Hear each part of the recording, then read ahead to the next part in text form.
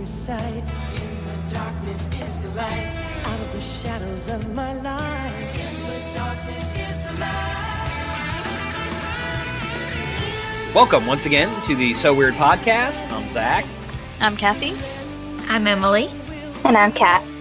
And tonight we are discussing another episode of So Weird, Go Figure, which is Season 2, Episode 25. And in the original network airing order, this is the penultimate episode of the series. And in the production order, this is the third to last. We're talking about Transplant tonight. What is our mystery of the week? Somebody needs a heart transplant. And weird things happen. Aliens. Yes, this is another episode tying in with the alien myth arc, though not too directly. I mean, I'm assuming this was meant to connect with the other alien episodes in a more explicit way at some point. This episode brings back John Kane from Strange Geometry. McKenzie Gray is back. Basically, the plot synopsis is, as we know last time, Mackenzie, or Molly, is working on a new album now, and they were hoping to get John back to play guitar on it. And he has recently undergone a heart transplant. They say it's because of his smoking, but I think it's sort of unspoken, just general rock star excess in general. But ever since having his heart transplant, his personality has become very different. He's developed panic attacks. He's having hallucinations. Fiona discovers that he is developed an interest in extraterrestrials, and also he can't play guitar anymore. He's lost his ability to play music. And Jack and Fiona attempt to figure out what's going on and help him out. Yeah, one of my favorite things about the opening for this episode is the scene where Molly, Jack, and Fee are sitting on the bus watching a VHS of the Phillips Kane band and the song Land of the Free. We get to see a little music video and young Molly and Rick and John Kane dancing around, playing guitars, looking all cool.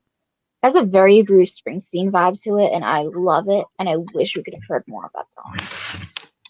We were talking last week about, the prospects of a Molly Phillips music video VHS collection. That must be what they're watching there or something. I don't know. I like how they go back and watch it from time to time. Well, it must be a very bittersweet experience for their family since their father's in it.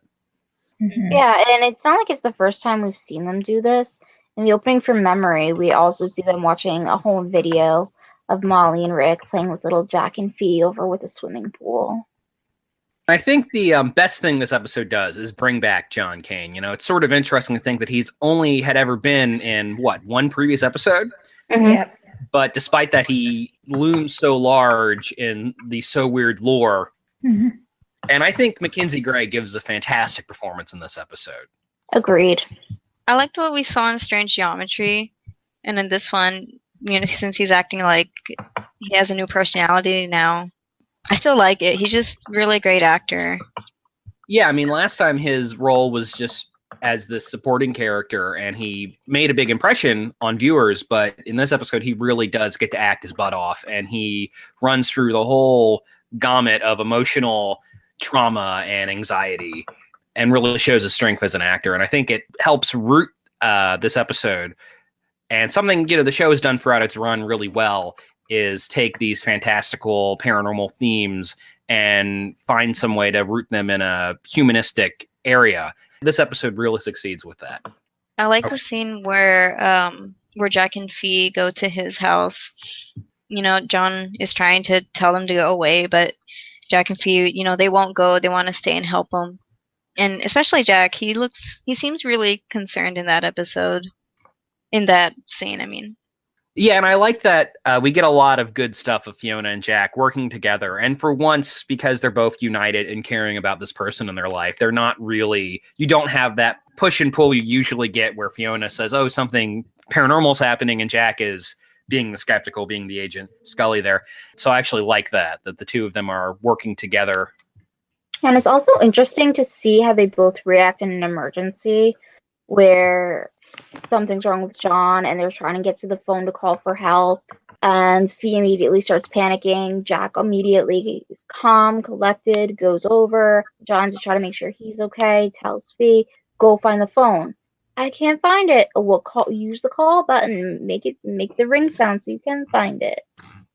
And I think that's definitely true that when emergency does arise, there's always that one person who keeps a cool head, just goes through the motion and get things done, while the rest of us just panic.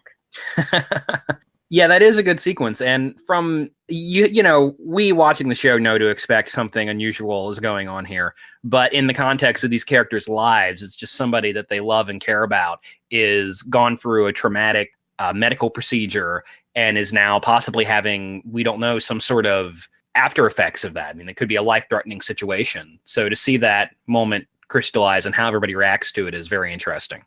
You said crystallize. Oh, was that a pun? Is that the The secret episode word? for So Weird. Oh, well, that's crystallize. Okay. Yeah. That's where my mind went. Yeah, and speaking of that moment, I also some great acting from Keira there. It's just the way she looks at John when she's very clearly very concerned. And I'm always just impressed with how much she was able to express with just a look or, her body language. So that was a moment that stuck out to me on this rewatch. I really liked the scenes where the Phillips family are concerned over John, and he's seeing these hallucinations of them in the scrubs, and then them as aliens. Yeah. Okay. So are those scenes creepy or cheesy? I'm curious what everybody thinks. When I was younger, aliens is the thing that scared me the most. And so any shots of aliens in this show, especially this episode, I would just run out of my room. So back then, it was really scary to me.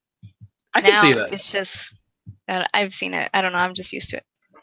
I don't really remember how I reacted to this episode the first time. I barely remember watching it. But the one thing I do remember was the shot of the aliens in the scrubs.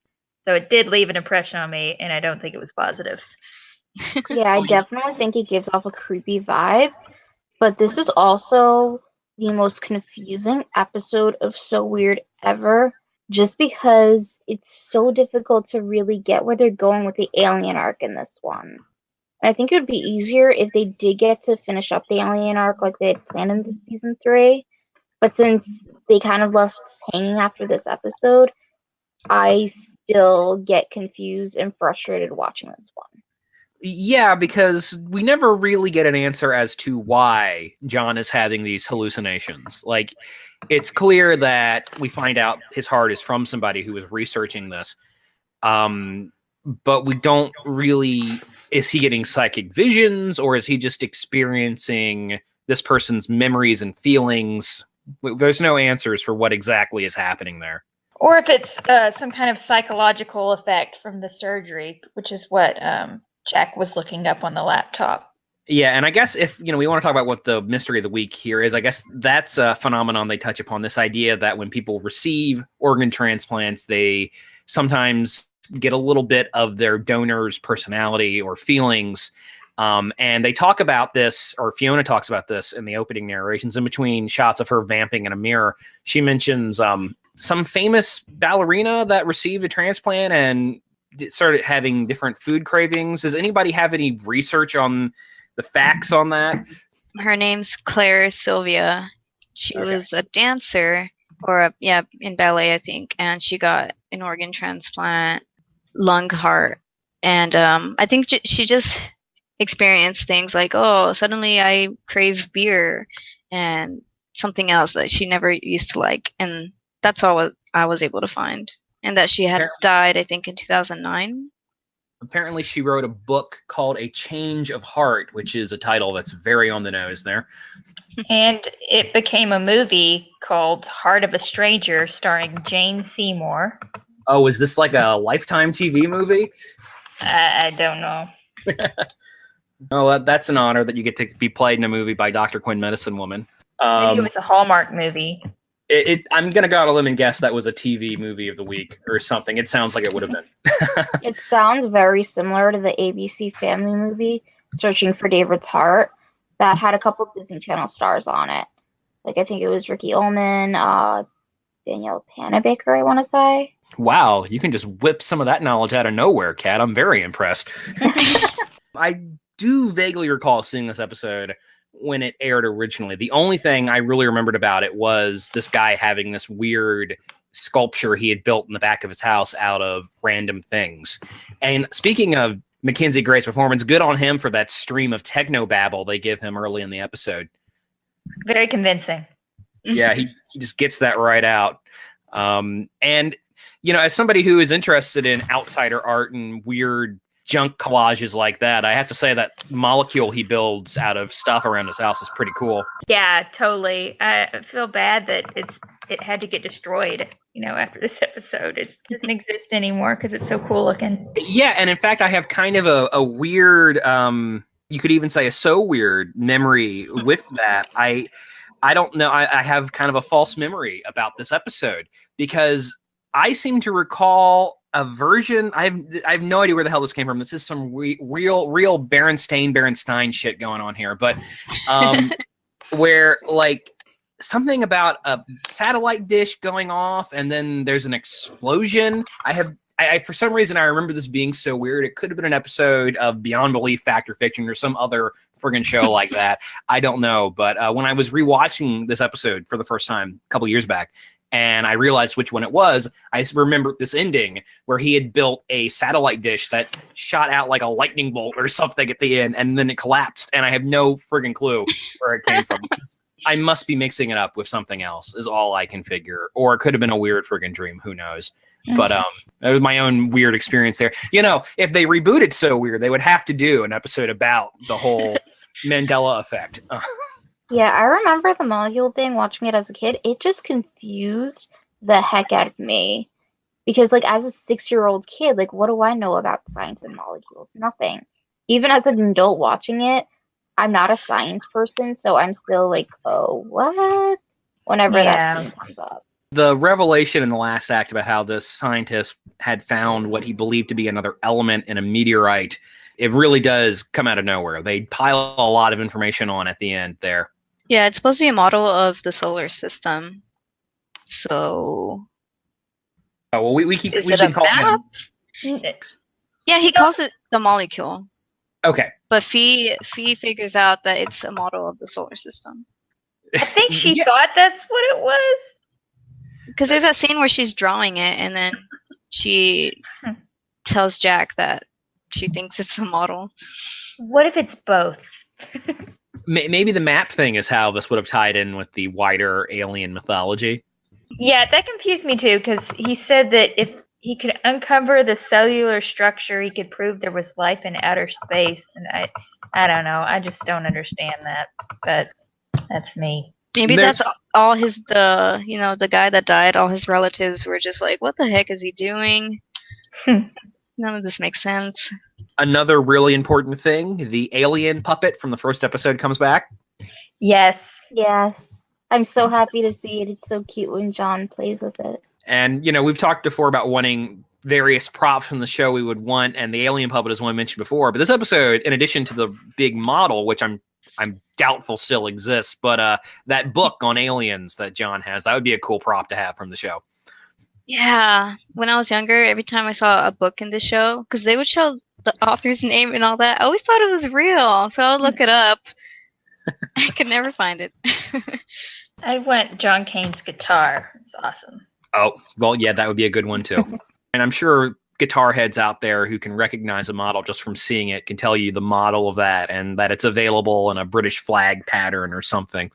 Okay, so there are definitely some story gaps, some logic gaps in this episode. But I feel like this works pretty well as an emotional story at the very least. Like I said, I really love Mackenzie Gray's performance.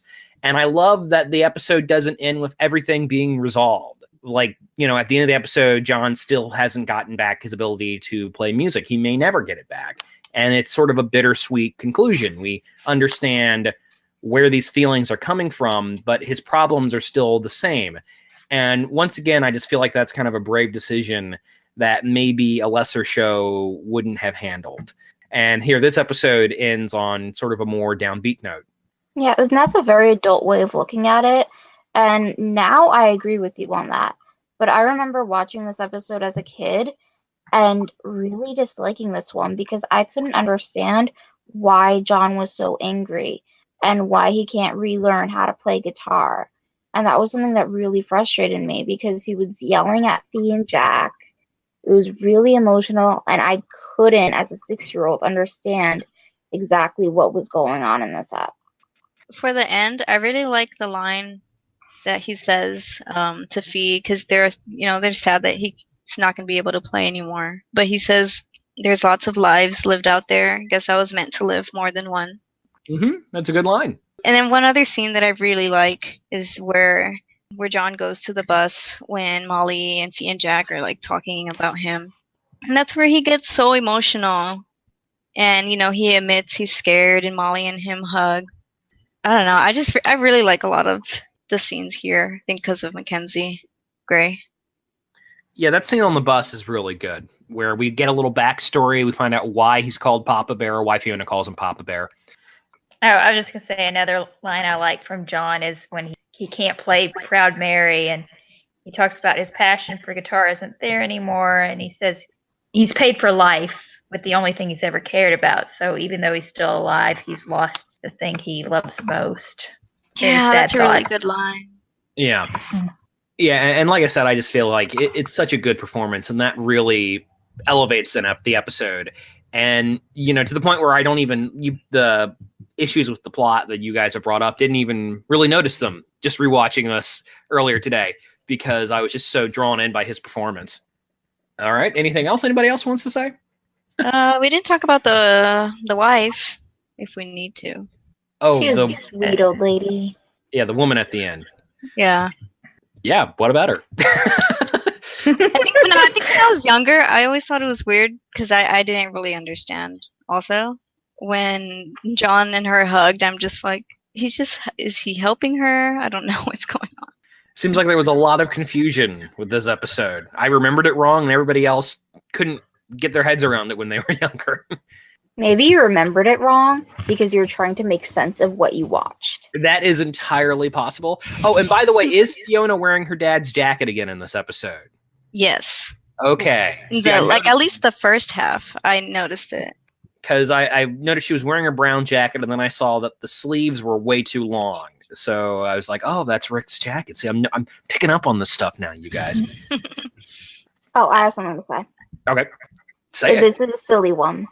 But during one of the live streams when we were rewatching this episode, it was me, I think Kathy, and was it Gabby who were talking about this and coming up with a theory about how that lady at the end was like a cougar lady moving in on John. And that since John could no longer play guitar, he decided to marry cougar lady, and she was really wealthy.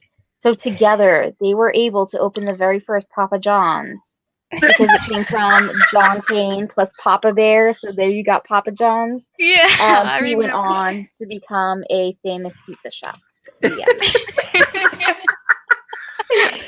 That is quite the alternate ending. He's a more admirable person than John Schnatter is. Yeah, I was just thinking the guy who runs Papa John's is a scumbag. That's clever, though. I like that.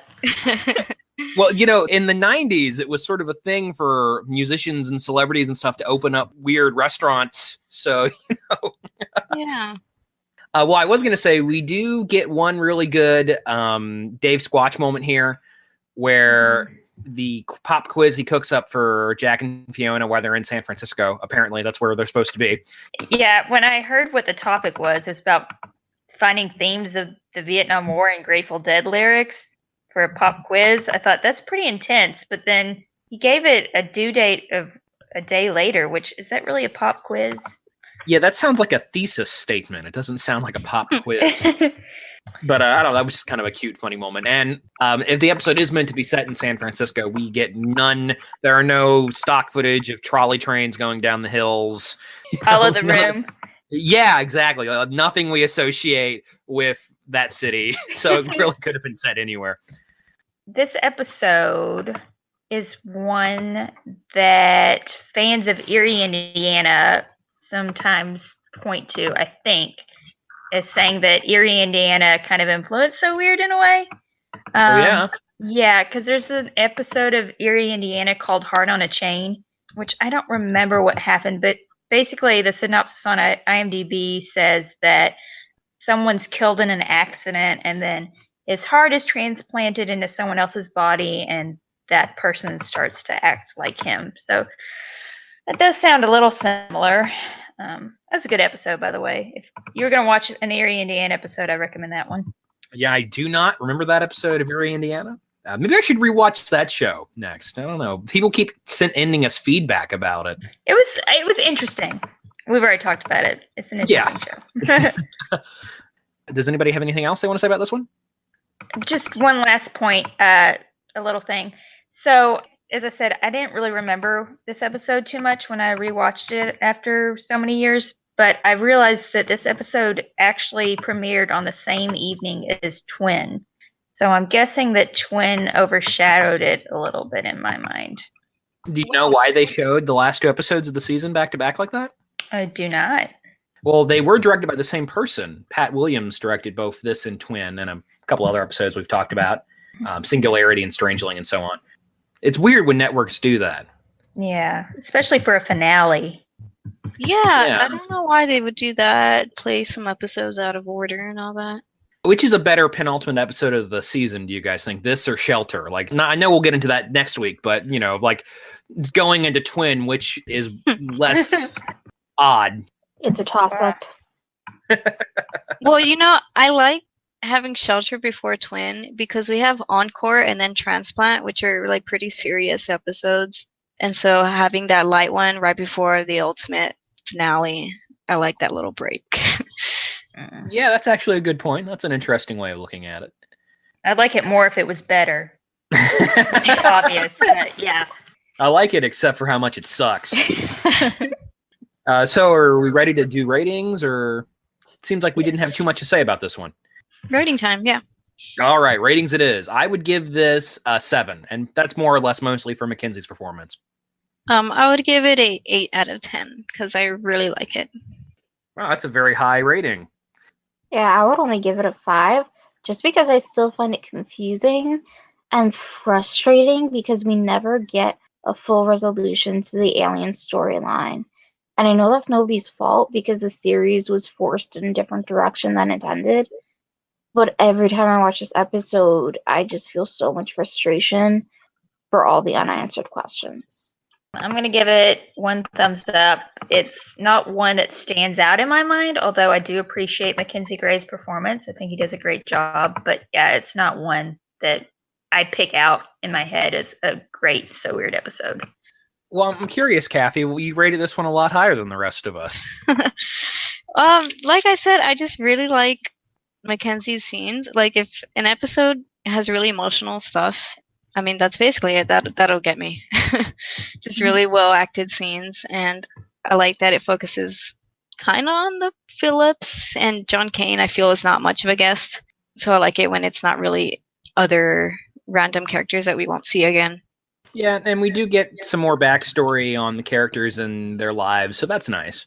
Not too much for the other Mackenzie Phillips, to do in this episode, but she does get 1 or 2 nice scenes. Yeah, I like it. Kat, All what right. was it in the season 3 doc that related to this episode? I think it was supposed to relate to the Todd Raxel thing with the Ultimate Gateway. It's been a long time since I've read it, so I'm not 100% sure. But I do remember that the molecule thing, like, that was supposed to be a plan that would help Fee contact the aliens somehow. Well, very shortly, are we still going to be doing the season 3 that could have been episode? I mean, so read up on it, Kat. It's coming soon. Everybody do your homework. I'll do my homework.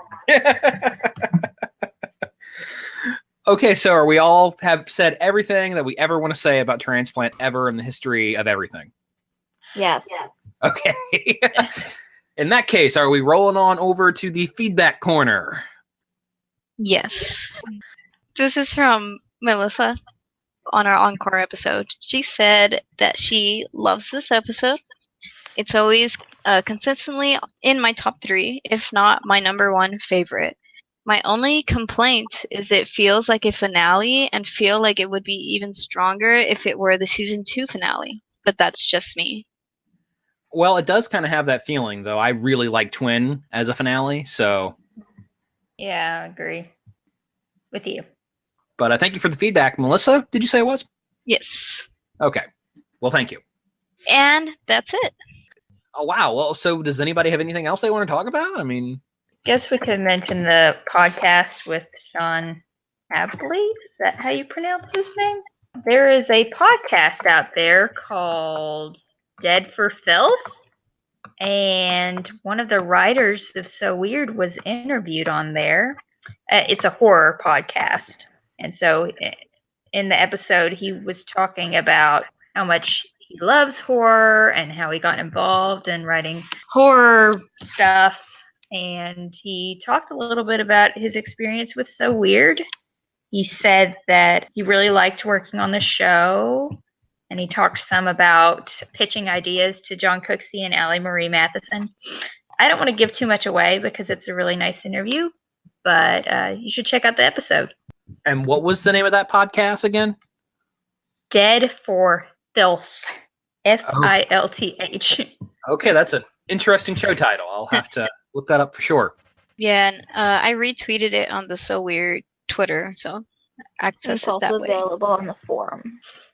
Yeah, I Yes. feel like sometimes this podcast just becomes, hey, somebody somewhere in the blogosphere mentioned So Weird. It's our job to mention this.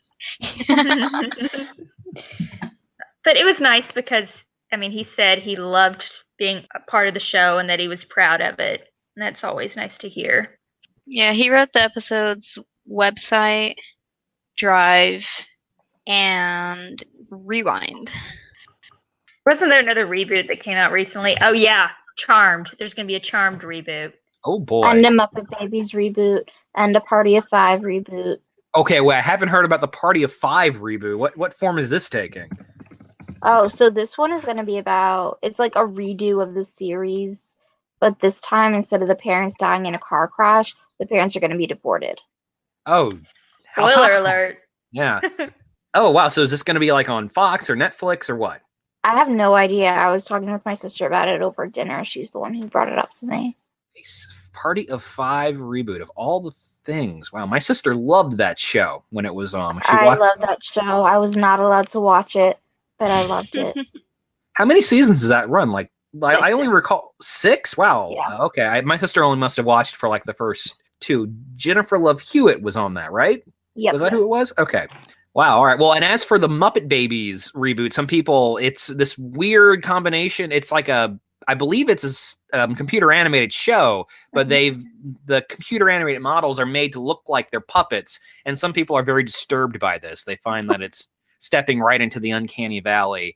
Man, I'm just saying it's not going to be as pure as the original Muppet Babies. Okay. So, but as for Charmed, that was a show I never watched. My friend JD from my other podcast was a big fan of it, but then again, he has a thing for witches in general that I won't go into. Wow, just everything's getting fucking rebooted except for So Weird. Mm-hmm. I never watched Charmed. I still haven't. It always struck me I as was kind of obsessed with Charmed. really. Yes. I Say got what in you need to say, trouble Kat.